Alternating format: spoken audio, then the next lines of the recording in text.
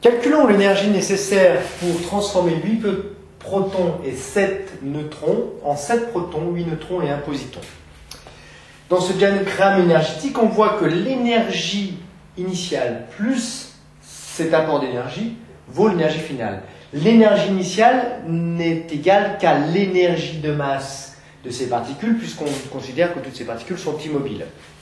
Que vaut l'énergie de masse? Eh bien, tout simplement, l'énergie de masse, c'est 8 fois la masse d'un proton plus 7 fois la masse d'un neutron fois c au carré. Voilà l'énergie de masse des particules initiales, plus cet apport d'énergie delta E2, qui est égal à l'énergie de masse ici des produits finaux, c'est-à-dire 7 fois la masse d'un proton, plus 8 fois la masse d'un neutron, plus une fois la masse d'un positon, fois c au carré. Autrement dit, que vaut delta E2? Delta E2 est tout simplement égal à, on peut mettre c carré en facteur tout de suite, 7 fois la masse d'un proton moins 8 fois la masse d'un proton, ça passe de l'autre côté, ça fait moins la masse d'un proton. 8 fois la masse d'un neutron, oh là j'ai 7 fois la masse d'un neutron, enfin, 8 fois la masse d'un neutron moins 7 fois la masse d'un neutron, ça fait plus la masse d'un neutron. Et puis plus la masse d'un positon. Alors maintenant, on peut calculer delta E2. Alors attention, évidemment, il faut que ces masses soient en kilogrammes et que C soit en mètres secondes moins 1 pour qu'on ait une énergie en joules, tout ceci étant dans les unités légales.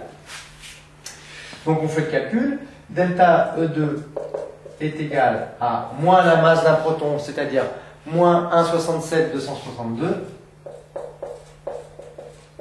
fois 10 moins 27 kg, plus la masse d'un neutron qui vaut 1,67 492, plus 67 492 fois 10 moins 27 kg, plus la masse du positon qui vaut 9,101 fois 10 moins 31 kg. On multiplie par C au carré, C qui vaut 2,998 fois, tout simplement, fois 10 puissance 8, que l'on élève au carré. Attention de bien mettre les parenthèses, il ne faut pas oublier le carré. Ce qui nous donne delta E2, alors évidemment, au bac, on fait toujours 2 fois son calcul, surtout dans des calculs compliqués comme ça. Tant qu'on n'a pas trouvé 2 fois la même valeur, on refait le calcul. Ça ne sert à rien de redémarrer l'exercice, on risque de perdre des points bêtement, alors que le calcul, on l'a trouvé, il suffit de le refaire, ce qui nous donne 2,886 fois 10 puissance moins 13 joules. Voilà. La masse est en kilogrammes, les vitesses en mètres secondes moins 1, le delta E2 est en joules. On va voir maintenant comment on fait pour avoir des MeV.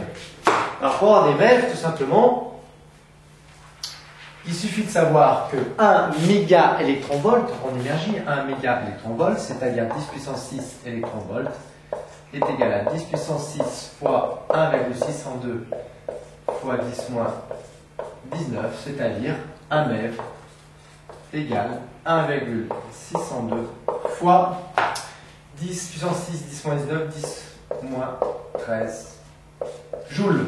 Donc, delta E2, c'est 2,886 10 moins 13 joules. Pour avoir delta E2 en MeV, il suffit de diviser cette valeur 2,886 à 1,602, 10 moins 13, 10 moins 13, ce qui nous donne 1,801 MeV.